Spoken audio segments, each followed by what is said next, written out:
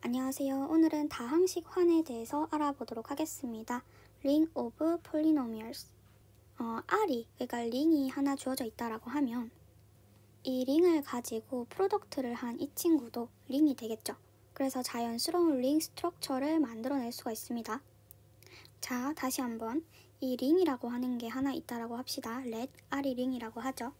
그럼 이 R을 가지고 여러 개의 환을 더 만들어낼 수가 있어요. 근데 그 방법 중에 하나는 프로덕트를 해주는 겁니다. 그래서 프로덕트 링을 만들어주면 얘 하나의 링이거든요. 연산은 어떻게 정의가 되냐면 A0, A1, 땡땡땡, AN, B0, B1, 땡땡땡, BN. 덧셈은 각각의 성분끼리 더하는 걸로 정의를 하고요. 곱셈은 어떻게 정의를 하면 될까요? 곱셈은 귀찮으니까 적진 않을게요. 이렇게 똑같이 적혀 있다라고 봐주세요. 그럼 곱셈은 각각의 성분을 그냥 그대로 곱하는 걸로 정의를 하게 되면 이 프로덕트를 한 것은 링이 되게 됩니다. 그래서 자연스러운 링 스트럭처를 만들어낼 수가 있는 거죠. 자, 근데 오늘 하고 싶은 얘기는 이런 얘기는 아니고 이 연산을 정의할 때 덧셈은 각각의 성분을 더하는 걸로 정의를 하는데 곱셈을 좀 색다르게 정의를 해보려고 해요. 곱셈을 어떻게 정의를 하고 싶냐면 A0, B0 그리고 A0, B1 플러스 A1, B0 그리고 A0, B2, A1, B1, A2, B0 이런 식으로 더해 나가고 싶습니다. 이 무슨 규칙성이 있는 것 같아요? 갑자기 그냥 성분끼리만 곱하다가 갑자기 이런 성분이 오니까 좀 당황스러울 것 같은데 얘는 다항식을 곱한 거랑 똑같아요. 우리 A0 플러스 A1x, A2x 제곱 점점점 곱하기 B0, B1x, B2x 제곱 쭉쭉쭉 얘를 한번 곱해볼래요? 얘를 곱하게 되면 A0, B0, A0, B1, A1, B0, X 그리고 A0, B2, A1, B1, A2, B0, X 제곱 이런 식으로 곱해진단 말이에요. 그래서 여기 오는 이 개수들만 따와서 적어준 거라고 보면 됩니다. 그래서 곱셈을 앞으로 이런 식으로 정의하고 싶어요. 그러면 K번째 성분에는 뭐가 올까요? K번째 성분 시그마 i는 0부터 K까지라고 하면 AI, BK-I K번째 성분은 이렇게 적힐 겁니다. 그래서 앞으로는 덧셈은 각각을 더하고 곱셈은 다음과 같이 정의되도록 이 두 개의 연산을 만족하도록 프로덕트 링을 보고 싶습니다. 근데 이 A0, A1, 땡땡땡, AN 얘는 뭐랑 똑같이 대응이 될 수 있냐면 A0 플러스 A1X, 땡땡땡, AN, XN 각각의 성분은 이제 X의 0승, X의 1승, X의 N승을 각각 대응을 시켜준 거예요. 근데 이거는 뭐 1대1 대응이 되겠죠. 따라서 앞으로는 이 X를 붙인 공간을 고려하겠다라는 겁니다. 그래서 그 이름을 우리가 RX 이렇게 적고요. 이것의 의미는 개수는 전부 다 R에서 가져오는 개수여야 하고 X를 붙인 거 R 위에 X에 관한 모든 다항식의 집합 얘를 우리가 다항식 환이라고 부르기로 약속을 했습니다. 다항식 환. 근데 이 X라는 게 어디서 왔는지 여러분들이 좀 살펴봐야겠어요. 이 AI들은 R에서 왔거든요. 링에서 온 건데 X는 뭔가 전혀 다른 곳에서 온 친구 같아요.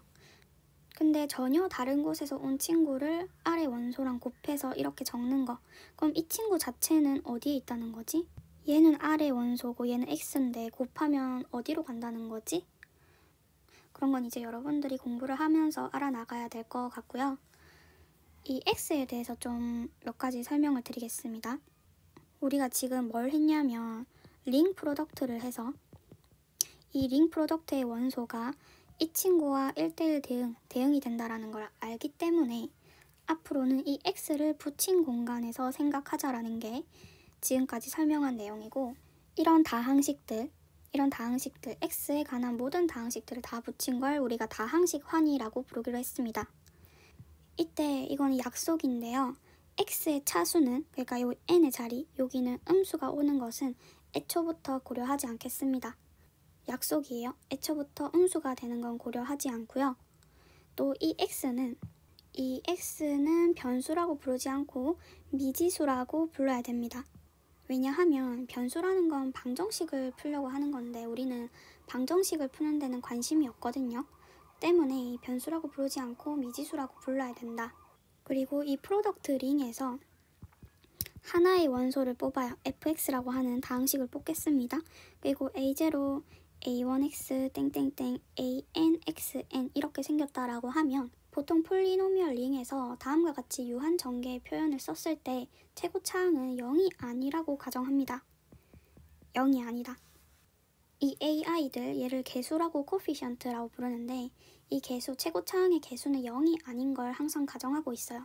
때문에 글에는 설명이 안 돼 있더라도 문제를 풀 때 이 최고차항의 개수는 항상 0이 아니구나 이렇게 생각하시고 푸셔야 돼요. 이 개수가 0이 아닌 것 중에 제일 큰 이 n을 우리가 이 fx의 차수라고 부르게 됩니다. 쓸 때는 디그리가 차수인데요. 이 r2를 빼고 d이지만 쓰고 fx, 이것이 n이다. 이 말의 의미는 이 fx에서 an이 0이 아닌 것 중에 x의 n승, 이 n이 가장 큰 것을 데려온 겁니다. 그리고 그것을 차수라고, 그러니까 디그리라고 얘기를 해주고요. 쓸 때는 디그리 fx가 n이다 라고 표현을 해줍니다. 그리고 이 최고차항이 1이 되는 경우, an이 1이 되는 경우 얘를 fx를 모닉 다항식이라고 불러요. 모닉 다항식, 모닉 폴리노미얼. 또 추가적으로 이 rx, 이 다항식들의 집합에는요 당연히 상수항도 들어가 있겠죠. 이 프로덕트에서 a0 그리고 뒤에는 다 0을 가져오면 되는 거니까 이 상수항도 들어가 있을 겁니다. 이때 얘를 상수 다항식으로 부르게 되고요. 만약에 이 a0가 0이다 그러면 얘를 0다항식이라고 부르게 됩니다. 이 상수 다항식의 차수는요 0이라고 부르기로 약속을 했고요. 또 0다항식의 차수는 사실 정의하지 않아요. 0다항식 차수는 정의하지 않는다. 하지만 다른 책에서는 0다항식의 차수를 마이너스 무한대로 정의하기도 하거든요. 디그리 0. 그런데 우리는 이 내용을 채택하려고 해요. 왜냐면 뒤에 차수의 성질을 볼 때 이 0의 차수를 마이너스 무한대라고 놓으면 여러 정리들이 그냥 그대로 만족하게 되는데 이 0다항식의 차수를 정의하지 않고 시작하면 항상 예외로 0을 빼두고 정리를 써야 돼요. 근데 그게 너무 귀찮잖아요. 0도 포함해서 이 정리들이 성립했으면 좋겠기 때문에 마이너스 무한대를 채택하게 됩니다. 마이너스 무한대를 채택하면 다른 정리들을 배울 때 예외 없이 그냥 항상 성립하게 되거든요. 그래서 우리는 0의 차수를 앞으로는 마이너스 무한대라고 생각하도록 하겠습니다. 여기까지는 여러분 정의예요, 정의. 이제부터 두 번째 영상에서는 이 다항식 환에 대한 성질을 한번 알아보도록 하겠습니다.